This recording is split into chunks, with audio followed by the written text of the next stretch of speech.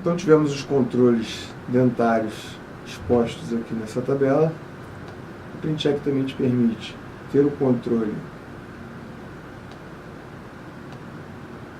do arco.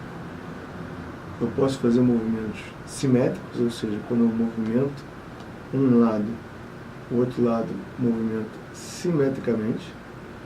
Então, para fazer uma expansão em região de canino, fazer uma expansão em região de segundo pré, todo esse controle ele vai ser realizado de forma simétrica.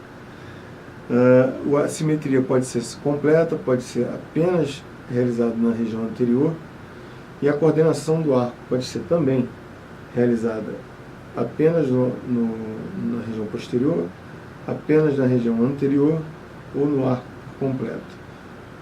Por que existe isso? Porque eu posso movimentar apenas o arco superior na região posterior, lado esquerdo, e ao final pedir uma coordenação de arcos. Vou voltar aqui para a gente poder ver a coordenação apenas. A gente vai ter o arco inferior e a gente pede uma coordenação na região posterior e ele faz essa coordenação de forma automática. Então, aqui a gente tem os controles para poder fazer expansão, contração de arco. Então, toda a relação de arco a gente tem através desse controle aqui. Os attachments, vamos tirar aqui o contato oclusal. Só para esse oclusal sumir, a gente pode eliminar ele por completo, vendo onde tem o último contato oclusal aqui. Podemos chegar em dente, vir aqui e realizar um movimento que remova. Aqui a gente viu que a gente tirou um contato oclusal exagerado e criou um segundo. Aqui a gente consegue remover e verificar se esse é o contato ideal que a gente visualiza para o nosso paciente. Então vamos nos attachments. Esse dente ele está com um grau de dificuldade não apenas pela rotação, mas também pela ausência do attachment. Aqui nós temos os tipos de attachments que nós podemos trabalhar. Attachment retangular vertical com um bisel distal. Attachment retangular vertical com um bisel mesial. Attachment retangular horizontal com um bisel incisal.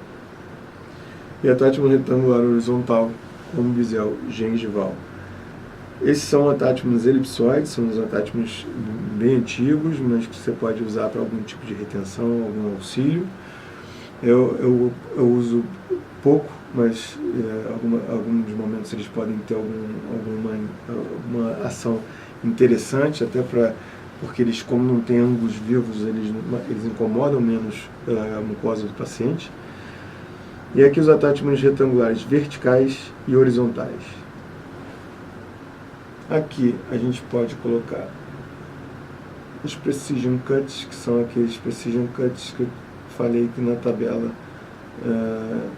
de tratamento a gente pode visualizar ele nesse momento, que aqui ainda não está, porque ainda não foi enviado esse planejamento, mas esse precision cut vai estar desenhado nessa tabela aqui.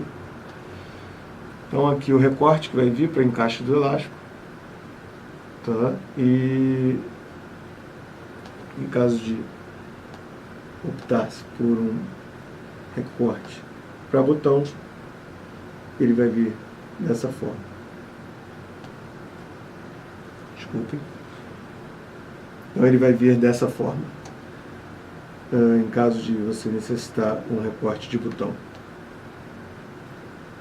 Colocação de attachments. Eu gosto muito de attachments biselados quando eu preciso de um giro. Então, se eu identifico que esse premolar não veio com attachment, mas ele tem um componente de giro, eu posso vir nesse dente e ou eu acentuo esse giro para que dispare um gatilho e seja colocado um attachment otimizado, ou eu venho e coloco um attachment biselado.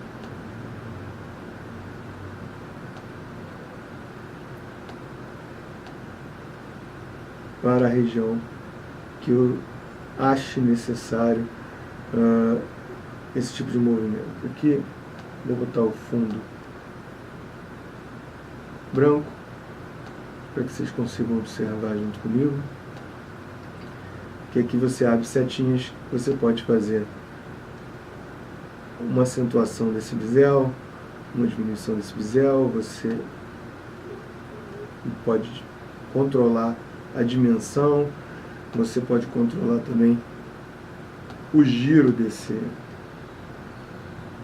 a inclinação desse attachment colocado nesse dente, ok? Então eu tenho controle desse bisel, da intensificação desse bisel. Mas voltando aqui na vista lateral, se eu identifiquei que aqui tem um sinal de que o movimento que tem um grau de dificuldade, e ele alerta para a ausência de attachment, eu posso colocar um attachment, posicionar ele, melhorar a inclinação, criar um bisel se eu achar necessário. Se eu olhar ele numa vista anterior, eu consigo ter um controle, se eu quiser um bisel nesse caso, ou uma inclinação para algum dos lados. Ok? O horizontal eu costumo usar bastante para quando eu quero um controle anteroposterior de raiz. Eu gosto bastante desse tipo de attachment. Ou se eu quero usar como uma ancoragem para um movimento numa região anterior ou posterior. O vertical eu gosto para fazer exatamente o que a gente fez no início dessa aula, nesse segundo molar aqui, que foi abrir um espaço, fazer um movimento distal nesse dente, ou seja, eu quero auxiliar esse movimento distal, eu crio um attachment vertical. Para quê? Nessa visão a gente consegue ver que o plástico, uma informação importante, é que o plástico atua muito mais empurrando do que tracionando. Então eu crio toda essa área aqui de ação para esse plástico para poder fazer esse movimento de distalização. Se eu quero uma inclinação de raiz, eu tenho toda essa superfície para fazer um binário. Se eu quero uma inclinação distal de raiz, para fazer um binário de força atuando nessa parte do inferior do meu attachment e nessa parte superior do meu attachment, criando assim um binário. Ou seja, a colocação dos attachments, quem vai solicitar é você que vai identificar as áreas que você acha que necessita de um attachment. Aqui, por exemplo, se eu vou botar um botão, eu não vou atuar no plástico, o elástico vai atuar direto no botão, direto nesse dente, podendo trazer forças acessórias nesse primeiro molar. Se eu não quero esse tipo de recorte para um botão, eu quero colocar uma ação do meu elástico muito mais no plástico, para ter um movimento, um resultado mais no bloco dentário, eu posso fazer um recorte. E nesse caso de recorte, eu gosto de colocar attachments nos dentes vizinhos a esse recorte, porque com a força do elástico no plástico, para ele auxiliar na não remoção desse plástico, a gente coloca attachments retangulares. E aí a gente auxilia na fixação desse alinhador, sem que o elástico remova ele na sua colocação. Então, lembrando que aqui, mais uma vez, se a gente tem uma indicação de ausência de attachment e que a colocação do attachment pode nos auxiliar, indico que coloquemos. Se eu quero ter uma extrusão, e a extrusão aqui está indicada como uma extrusão exagerada, ou uma extrusão acima de 0,5, Volto a dizer, não quer dizer que esse movimento não possa ser executado. A gente pode auxiliar nesse movimento também e ou colocar um attachment, e aí a gente está colocando aqui um attachment biselado para gengival, para auxiliar nesse movimento. E aí a bolinha some. E a posição desse attachment, quem vai escolher, volto a dizer, é o ortodontista. Lembrando que muitas vezes quando a gente libera esse gatilho que mostra o grau de dificuldade, o próprio sistema libera attachments otimizados. A gente pode simplificar colocando os nossos attachments da forma que a gente achar mais adequada. E aqui a seleção de IPRs é onde eu posso escolher um autoajuste, onde eu falo para o software ajustar esses IPRs da forma que ele achar mais adequado. Eu posso manter o que foi indicado. Eu posso excluir qualquer tipo de IPR. E aí quando eu excluo qualquer tipo de IPR, ele fica sem IPR nenhum, em nenhuma área entre dentes, e ele faz fazer todo o tratamento sem confecção de IPRs. Não aconselho você ajustar o IPR como você achar que é mais adequado para o seu tratamento, tá? E aí realizar o teu tratamento. Aqui vamos, para finalizar, vamos fazer um reset. Aqui, se você quiser fazer um reset, ele te pergunta se você quer fazer só dos attachments, só dos recortes, da modificação final, do ângulo do plano oclusal. Aqui eu vou resetar tudo, vocês vão ver que eles vão voltar exatamente ao que a gente tinha ao início dessa aula.